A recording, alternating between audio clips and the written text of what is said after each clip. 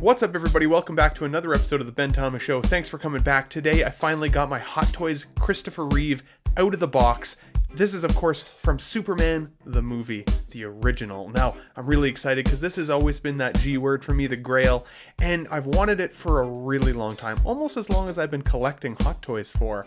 But I'm also a little bit worried we're going to see a reissue of this guy soon.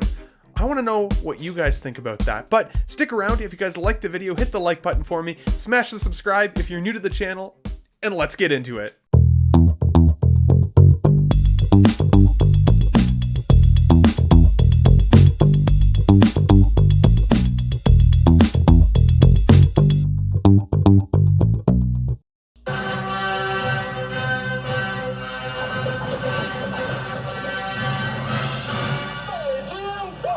Excuse me. That's a bad outfit.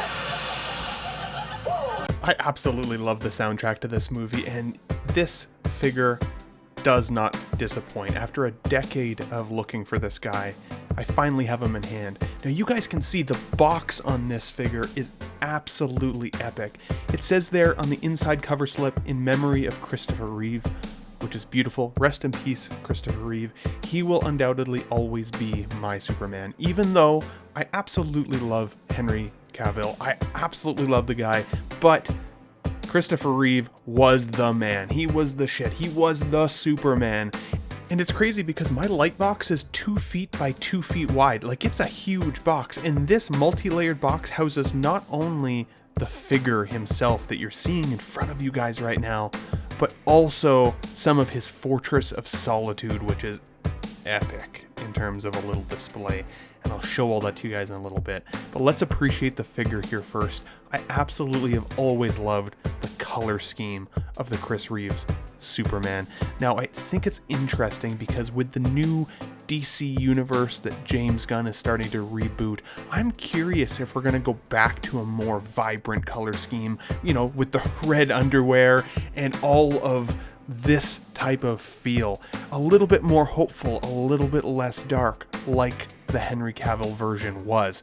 Don't get me wrong, I love those suits as well, but to me this is extremely classic and really hard to beat.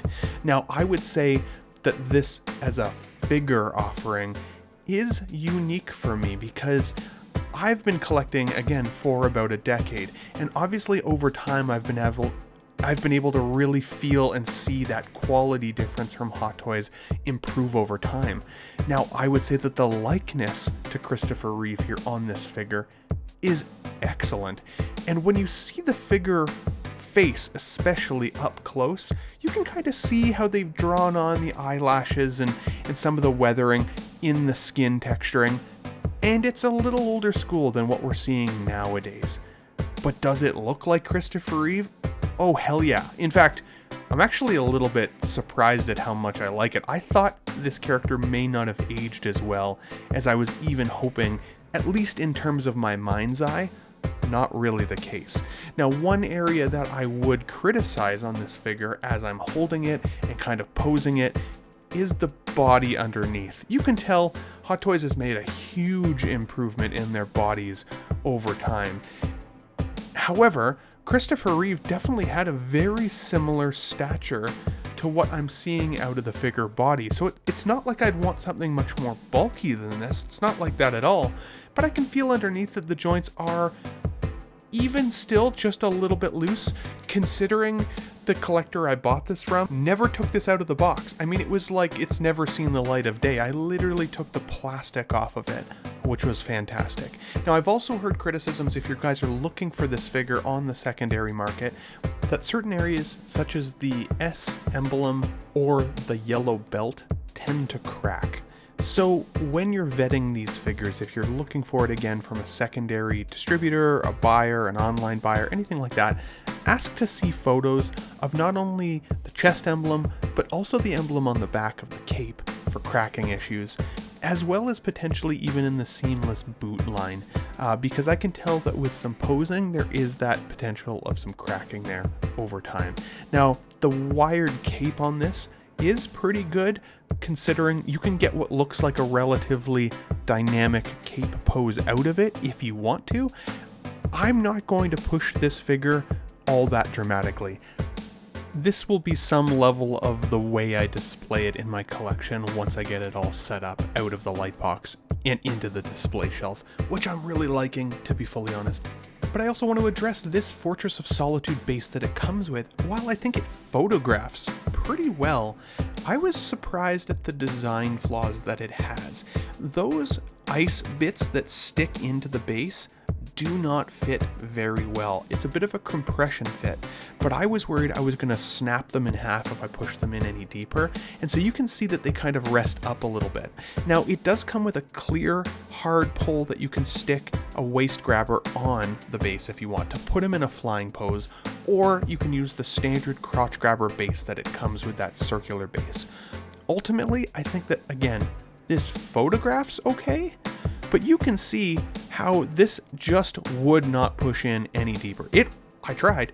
I even put pressure on it, like more pressure than I'd want to, and it just kind of didn't fit very well at all. So to be honest with you, it may actually stay in the box. I may continue to take a couple pictures like this, with Superman looking like he's about to fly away from the Fortress of Solitude, but otherwise, in the display itself, I honestly think I'll have him posed up more like this.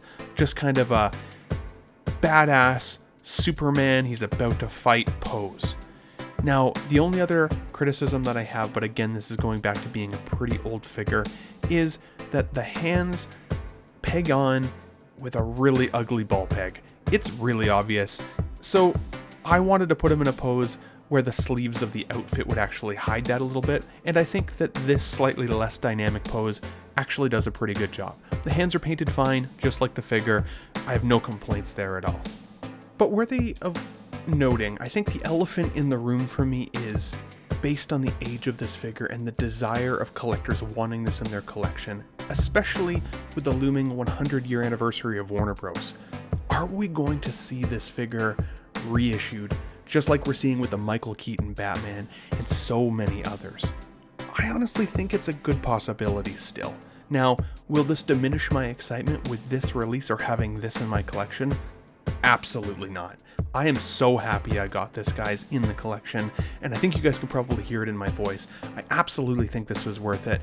If you get an opportunity to pick this one up, as long as it's a reasonable price, I would certainly still consider it.